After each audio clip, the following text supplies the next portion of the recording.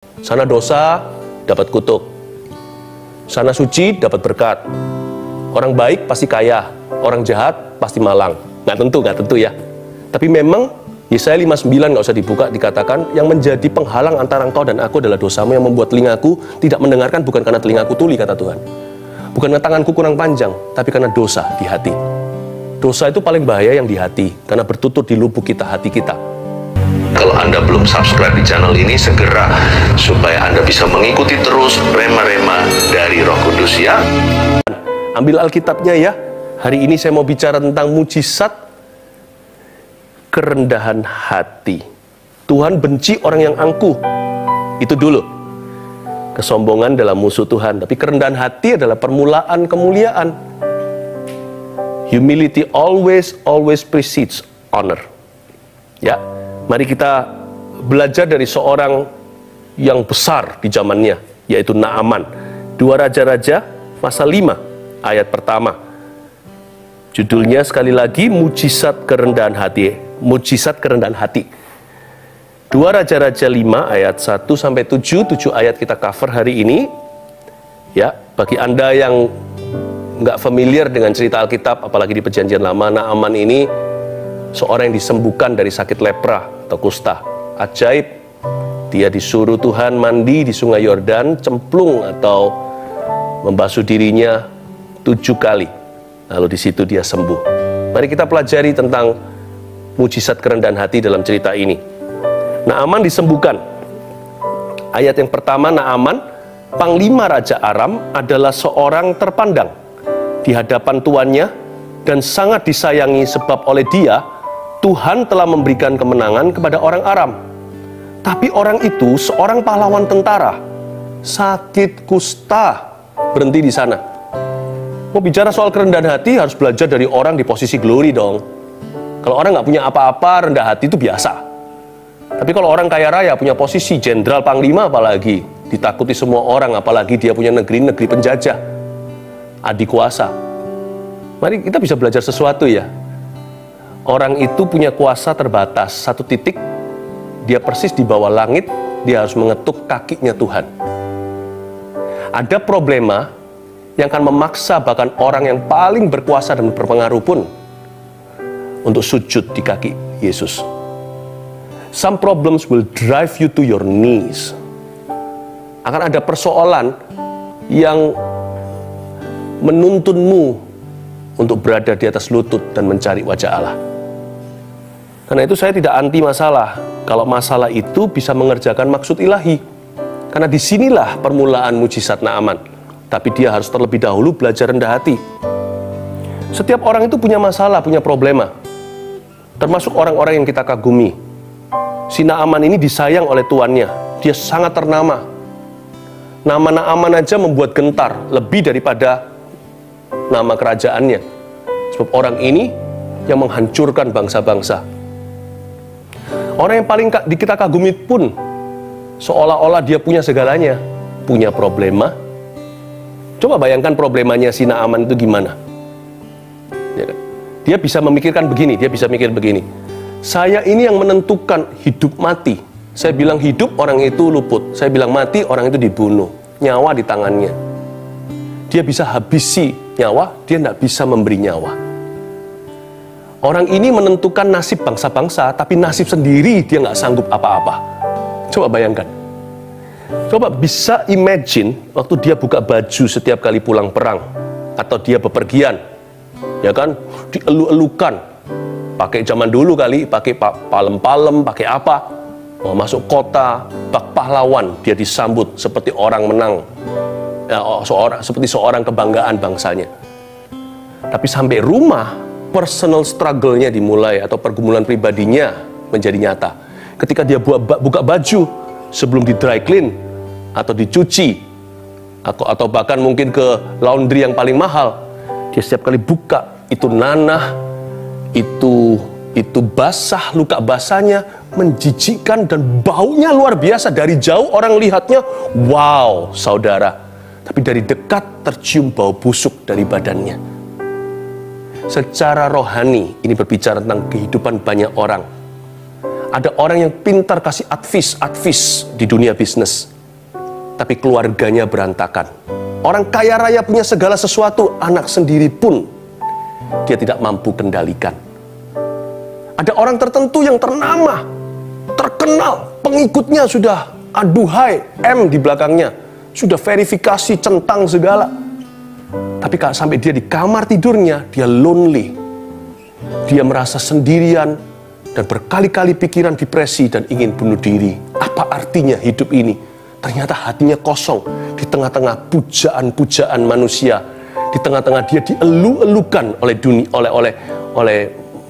oleh fans dan oleh orang-orang begitu banyak. Ternyata tidak mengisi sedikit pun lubang di dalam jiwa. Naaman itu begitu. Jadi orang punya masalah sendiri-sendiri. Karena itu gini loh, jangan putus asa kalau Anda punya problema hari ini. Selama di atas Anda masih ada orang lebih berpengaruh, percayalah, ada orang yang masalahnya lebih besar dari masalahmu. Selama Anda lihat ada orang lebih berkuasa, lebih kaya, lebih ternama, santailah. Masalahmu nggak ada apa-apanya. Sebab semakin tinggi itu pohon, semakin keras hembusan anginnya. Jadi jangan compare, jangan membandingkan lalu frustrasi. Belajar untuk mengerti rahasia mujizatmu di mana. Tuhan menaruh mujizat Naaman, di tempat itulah Allah meletakkan mujizat Anda. Di tempat bawah, di tempat yang Anda harus cukup rendah hati untuk menggapainya. Tuhan tidak taruh mujizat di tempat tinggi. Kalau di kuki itu ditaruh shell yang paling tinggi, hanya orang-orang tinggi dan jangkung yang bisa mengambilnya. Nggak semua orang itu berperawakan begitu. Tapi Tuhan taruh begitu rendah, Anda hampir-hampir harus berlutut untuk menggapainya. Lihat Naaman ya, bukan Tuhan kerjai dia, tapi Tuhan ajari dia, sebab Tuhan cinta segala bangsa, termasuk Naaman ini. Orang ini sakit kusta. Ayat 2, orang Aram pernah keluar bergerombolan dan membawa tertawan seorang anak perempuan dari negeri Israel. Ia menjadi pelayan pada istri Naaman. Zaman itu biasa lah ya, kalau kalah perang diambil jadi budak. Yang menang dapat jarahan, termasuk manusia, karena zaman dahulu belum ada hak asasi manusia. Yang diambil karena dia mengalahkan umat Tuhan. Maka Naaman membawa tawanan seorang gadis perempuan dari negeri Israel. Jadi ini adalah seorang budak yang adalah perempuan atau wanita Yahudi. Dan Naaman memaksa orang itu memisahkan dari keluarganya, mungkin keluarganya terbunuh. Jadi dengan kata lain ayat 2 ini, si Naaman ini banyak ya dosanya ya. Pasti dia itu berbuat banyak hal-hal yang keji di mata Tuhan. Kayak kita lah. Ayo coba kita sama-sama adu. Kalau kita mau saling beradu siapa lebih banyak dosa, rasanya semua kita juara. Coba kumpulkan semuanya. Kalau Tuhan menghitung-hitung dosa kita, kalkulator kita jebol. Kalau Tuhan mau mengingat-ingat semua kesalahan kita, siapa di antara kita yang sanggup berdiri di hadiratnya? Termasuk saya. Oh, ayo hitung-hitungan. Nggak habis-habis tuh. Kita ini banyak dosanya. Banyak dosa. Tidak semua masalah kita karena dosa kita. Nanti kita jadi doktrin murahan. Sana dosa, dapat kutuk. Sana suci, dapat berkat. Orang baik pasti kaya. Orang jahat pasti malang. Nggak tentu ya. Tapi memang Yesaya 59 nggak usah dibuka, dikatakan yang menjadi penghalang antara engkau dan aku adalah dosamu yang membuat telingaku tidak mendengarkan, bukan karena telingaku tuli, kata Tuhan. Bukan karena tanganku kurang panjang, tapi karena dosa di hati. Dosa itu paling bahaya yang di hati, karena bertutur di lubuk kita, hati kita. Dosa yang perbuatan itu adalah manifestasinya. Nah, dosa yang nggak kelihatan di hati itu hanya Roh Kudus yang bisa selesaikan. Dan dosa itu selalu disertai dengan keangkuhan yang luar biasa. Karena dosa pertama yang ada di dunia sebelum Adam dan Hawa dosa, jatuh ke dalam dosa. Lucifer membanggakan diri. Kesombongan, pride is the first sin. Kesombongan, perasaan mandiri dari Tuhan. Hati merasa tidak perlu Roh Kudus. Apa itu kebenaran? Yang penting apa yang menurutku benar. Manusia ingin menjadi Tuhan dan menentukan apa yang baik, apa yang jahat dari pohon pengetahuan, bukan dari firman Tuhan. Hati Naaman, kalau saya baca Naaman ini, sepak terjangnya ini orang banyak dosa, kayak pebisnis hari ini. Demikian juga tidak sedikit pendeta. Umat Tuhan, Kristen gak Kristen, dosanya banyak. Mungkin itulah yang mendatangkan kustanya. Saya jadi curiga nih, kenapa dia bawa kusta ke rumah? Karena dia paksa satu orang gadis perempuan untuk meninggalkan ayah ibunya di bawah umur dan dijadikan budak di rumahnya. Ini orang nggak peduli yang namanya hak asasi manusia, dia nggak peduli perasaan orang lain, dia nggak peduli keadilan. Keadilan itu hanya sejauh apa yang dia pikirkan benar. Semau gue, semena-mena. Tapi saya kagum dengan gadis perempuan ini, anonimus, tidak ada namanya. Dia kok bisa kasih solusi ke Naaman? Kalau saya jadi gadis perempuan itu saya dendam lah. Mungkin papa saya, mama saya dianiaya sama dia. Mungkin kakak saya, adik saya, semuanya dibunuh sekalian. Saya satu-satunya yang dibawa pulang. Mungkin karena saya pandai bekerja. Kalau saya dalam hati jahat, saya berkata, biar dia mati, biar ini kusta menjadi kuburannya. Saya nggak akan beritahu sama dia medicine-nya di mana. Tapi hamba perempuan ini luar biasa. Kalau menurut saya, ayat 2 dikatakan, dia membawa tertawan seorang anak perempuan dari negeri Israel. Menurut saya, perempuan ini adalah orang bebas. Naamanlah tawanan. Kelihatannya di luarnya dia panglima, tapi dia kusta nggak karuan. Tanpa guidance, tanpa tuntunan, tanpa bimbingan, tidak ada kebenaran, tanpa Tuhan. Tapi perempuan ini dirampas, dibawa pergi dengan paksa dari negerinya, tanah Kanaan, tanah perjanjian Abraham, karena dia keturunan Yahudi.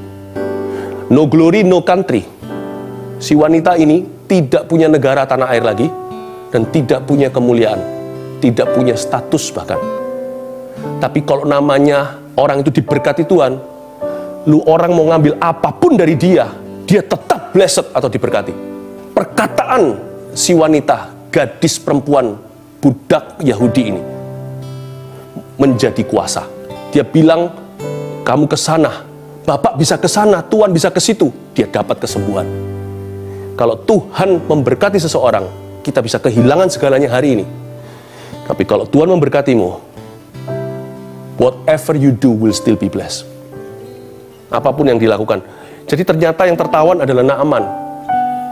Perempuan ini tidak ditawan oleh dendam. Jadi dia bukan budak siapa-siapa. Luarnya aja dia budak, dalamnya dia orang bebas. Dia tidak membiarkan benci memperbudak dia. Dia tidak membiarkan dendam mendikte dia. Dia tidak membiarkan lonely sendiri di negeri orang tanpa papa mama, keluarga, sanak saudara, jadi budak di sana seumur hidup. Tidak membuat dia depresi. Buktinya kata-katanya penuh dengan hikmat. I love this. Ini seperti Yusuf di rumah Potifar.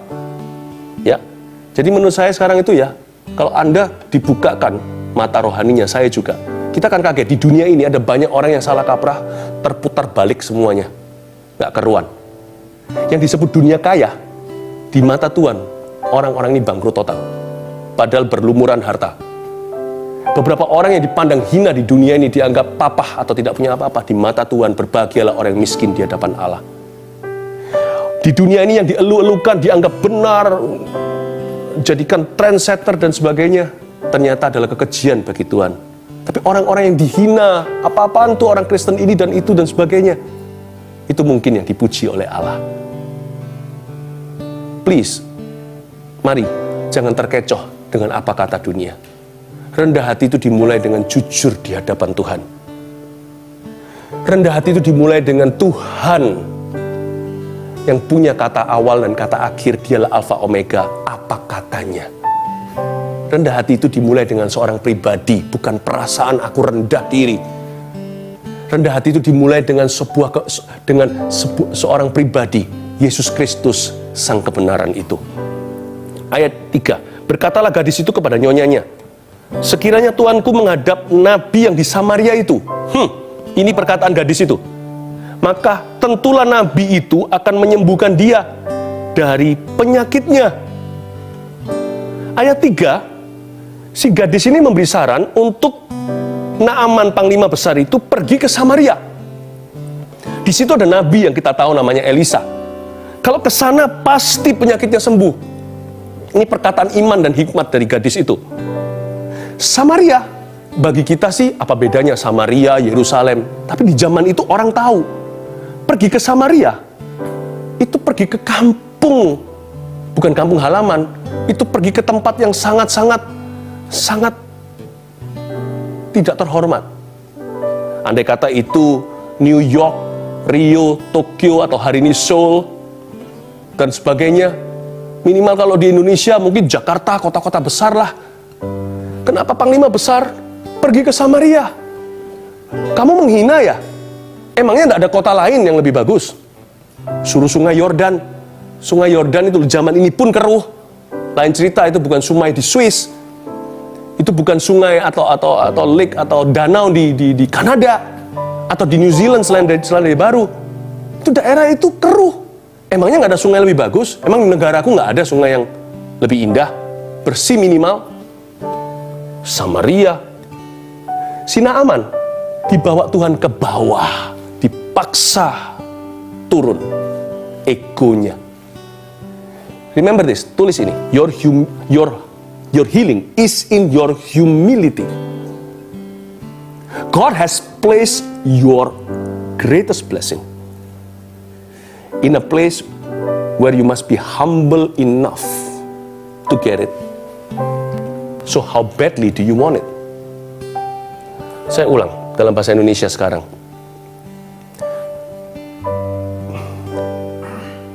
Kesembuhanmu berada di dalam kerendahan hatimu. Tuhan meletakkan berkat terbesar itu di sebuah tempat begitu rendah. Anda harus cukup rendah hati untuk menggapainya. Nah, pertanyaannya, sedesperate apa Anda untuk memperoleh berkat itu? Karena si Naaman ini sangat desperado sekali, akhirnya dia nurut. Tapi dia namanya panglima perang, namanya prajurit. Dia nggak akan give up, menyerah sebelum dia melawan. Ini tipe orang kalau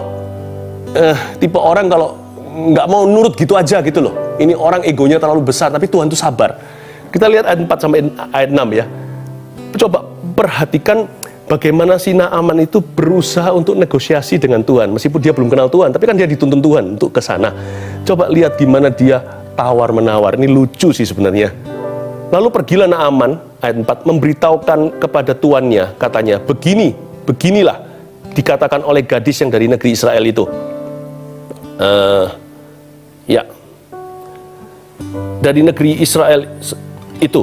Maka jawab Raja Aram, ayat 5, baik, pergilah dan aku akan mengirim surat kepada Raja Israel. Anda perhatikan?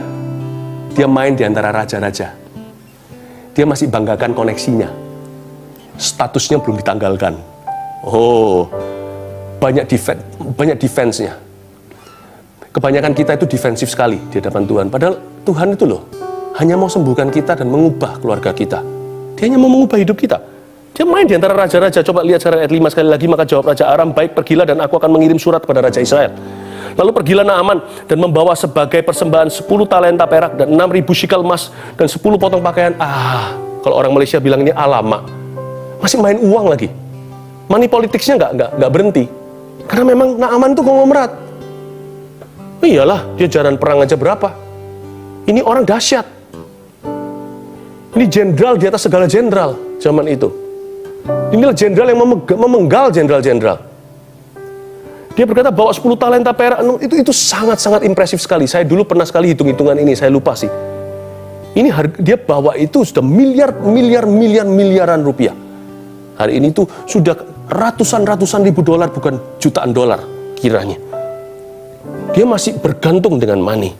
Ia menyampaikan surat itu kepada Raja Israel yang berbunyi, sesampainya surat ini kepadamu, maklumkanlah kiranya bahwa aku menyuruh kepadamu Naaman, pegawaiku, supaya engkau menyembuhkan dia dari penyakit kustanya. Ini Raja Israel, kasihan nih di Samaria dapat surat begini. Lu sembuhkan ya, kamu sembuhkan dia.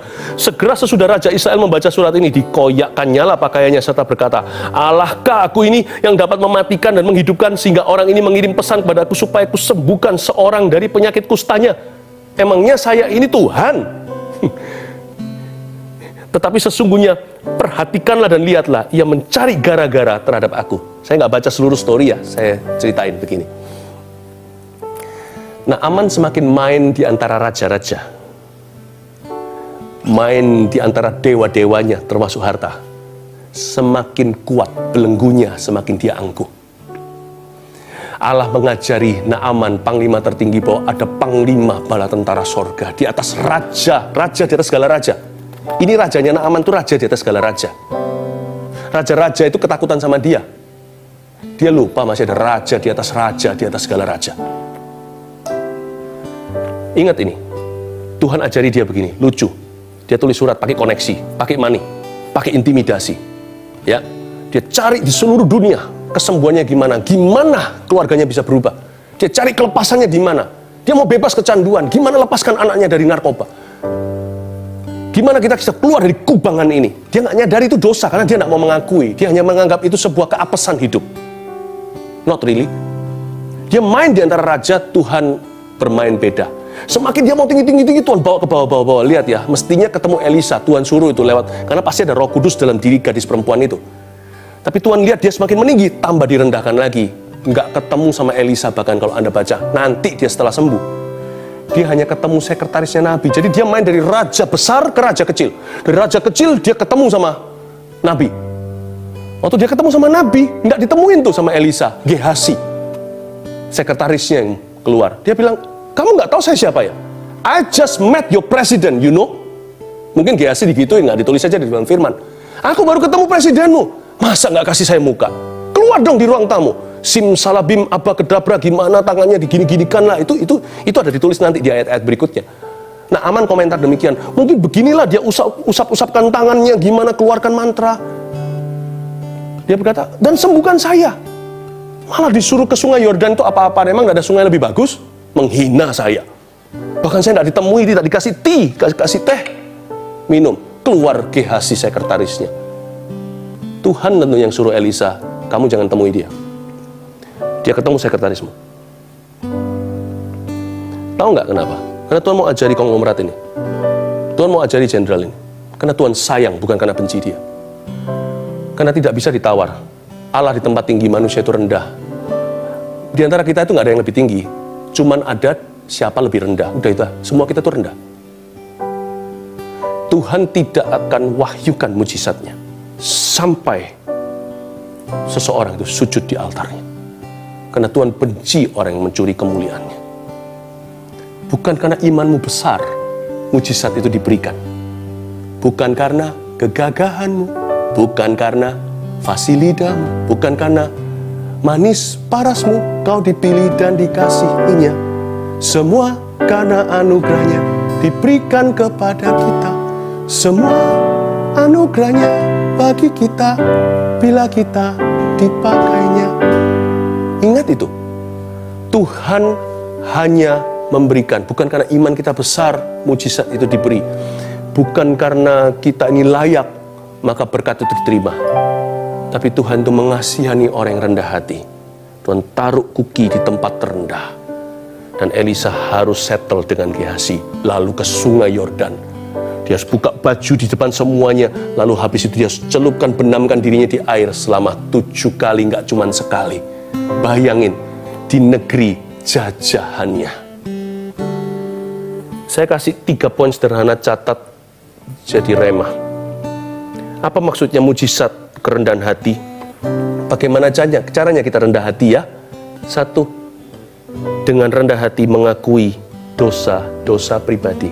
Begitulah caranya kita sujud di altarnya. Dengan rendah hati mengakui dosa-dosa pribadimu, jangan tuding-tuding, jangan salah-salahkan orang lain. Jangan cari kambing hitam kalau Anda mau jadi domba putih. Jadilah domba, maka dia jadi gembala, tidak akan kekurangan apa-apa. Ya, memang ada orang yang pernah menjadi batu sandungan. Kemungkinan rohaniawan dalam kehidupanmu. Ya, maybe ada orang Kristen yang membusukkan nama Tuhan, tapi bukan berarti Tuhannya orang Kristen. Allah semesta alam itu demikian.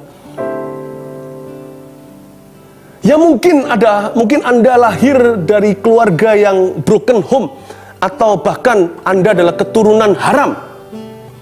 Anda merasa Anda keturunan haram, ya kan? Di luar nikah Anda dikandung di dalam perut mama. Mungkin ada yang begitu. Jangan jadikan itu alasan. Stop. Hentikan yang namanya spirit menyalahkan. Belajar untuk take responsibility atau ambil tanggung jawab atas diri sendiri. Apa dosaku? Jangan lihat dosa orang lain. Sujud di altarnya dengan rendah hati. Akui dosa-dosa pribadimu kepada Tuhan. Tuhan, bereskan. Itu artinya kerendahan hati, sujud di altarnya. Kedua, dengan rendah hati meminta pertolongan Tuhan. Apa susahnya hanya bilang, Tuhan, nggak usah nggak usah tambah embel-embelnya. Tuhan, aku begini, nanti kalau sampai aku ditolong, aku akan begitu. Nggak usah. Tuhan nggak perlu itu. Biarkan itu nanti keluar dari kerelaan. Dan juga tidak perlu, Tuhan aku mau, tapi itu nggak pernah, orang-orang ini nggak pernah bantu aku untuk masuk ke kolam Bethesda ketika ada gonjangan terjadi. Padahal Tuhan Yesus hanya tanya dia, kamu mau sembuh? Dia tuding orang lain. Itu si lumpuh.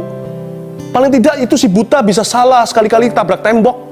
Tapi dia pasti cemplung juga, karena sekali-kali dia pasti ketemu. Si tuli apalagi lihat ada goncangan, dia lari lompat dulu, ada nggak ada malaikatnya. Saya lumpuh, nggak ada orang yang peduli. Jangan salahkan kondisi, keadaanmu, atau sekelilingmu. Tuhan tanya, mau sembuh? Bilang aja, Tuhan, seperti Bartolomeus, ada orang buta duduk minta-minta tiap hari di pinggir jalan. Lalu suatu hari Tuhan mengasihi, Tuhan melalui, karena Tuhan cinta dia disembuhkan. Sembuh matanya, karena Tuhan cinta dia sembuhkan. Bartolomeus berkata, Tuhan, aku ingin melihat. Titik. Jangan kasih koma. Percayalah apa yang kau minta. Bukan memanipulasi Allah. Tapi anak yang minta sama papa, "Pa, lapar." Cukup. Papanya tahu kalau belum dikasih makan seketika, pasti ada sesuatu lain dalam pikirannya. Tapi papanya mengerti kalau anak itu berkata, "Pa, hungry." Restoran terdekat sudah menanti. Nggak mungkin dibiarkan tergeletak, bukan? Cukup bilang sama Bapa Sorgawi, Tuhan, aku butuh pertolongan. Nanti Tuhan akan tuntun kita di jalan yang benar. Mungkin nggak semalam, tapi puzzle-nya akan ketemu. Akan menjadi sebuah gambar luas. Jalan tol Allah, akulah jalan kebenaran. Dan kau akan hidup karena aku. Atau kadang-kadang bisa jalan pintas, Tuhan kasih mujizat seketika. Instan namanya. Pokoknya, kalau Anda minta, Anda pasti menerima. Belajar untuk meminta kepada Tuhan, bilang saja pada Bapa, Anda butuh apa? Selama itu benar dan baik dan ada dalam firman, itu adalah warisan orang percaya. Terakhir, dengan rendah hati, memuji kebesarannya.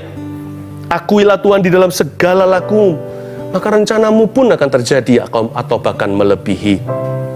Itu dia. Jangan lupa untuk selalu memuji kebesarannya. Maka jiwaku memuji Engkau, ajaib Tuhan. Ajaib Tuhan. Enaknya gini loh, memuji Tuhan itu tanpa visa. Sorga itu nggak pakai yang namanya imigrasi. Kalau memuji itu langsung ke tahta. Dan memuji itu enak sekali. Tidak ada tanggal kadaluarsa. Anda bisa memuji ajaib Tuhan, memuja kebesarannya sebelum Anda menerima berkat atau mendapat mujizat, dan atau sesudah Anda memperolehnya. Tapi aku belum mengalami sesuatu. Pastor Philip, boleh nggak saya memuji kebesarannya? Monggo silahkan, kata orang Jawa. Karena memuji Tuhan itu nggak kenal waktu. Bisa sebelum, bisa sesudah. Lebih baik lagi sebelum dan sesudah. Jangan seperti 9 orang kusta yang tidak kembali kelihatan ekornya. Datang sujud ke kakinya dan berkata, I worship you. Not because of the miracles.